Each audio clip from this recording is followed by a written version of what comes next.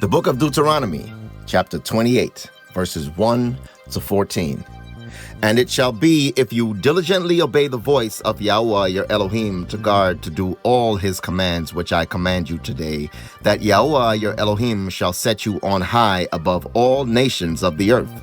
And all these blessings shall come upon you and overtake you if you obey the voice of YAHUAH your Elohim. Blessed are you in the city, and blessed are you in the field.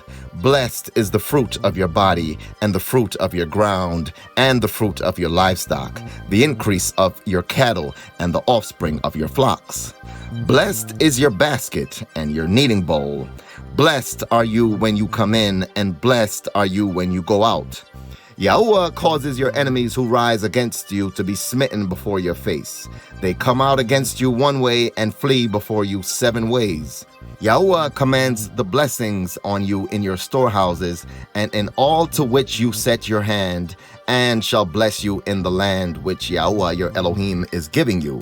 YAHUAH does establish you as a set-apart people to himself, as he has sworn to you if you guard the commands of YAHUAH your Elohim and walk in his ways. And all peoples of the earth shall see that the name of YAHUAH is called upon you, and they shall be afraid of you. And YAHUAH shall make you to have plenty of what is good in the fruit of your body, in the fruit of your livestock, and in the fruit of your ground, in the land of which YAHUAH swore to your fathers to give you. YAHUAH opens to you his good treasure, the heavens, to give the rain to your land in its season, and to bless all the work of your hand. And you shall lend to many nations, but you do not borrow.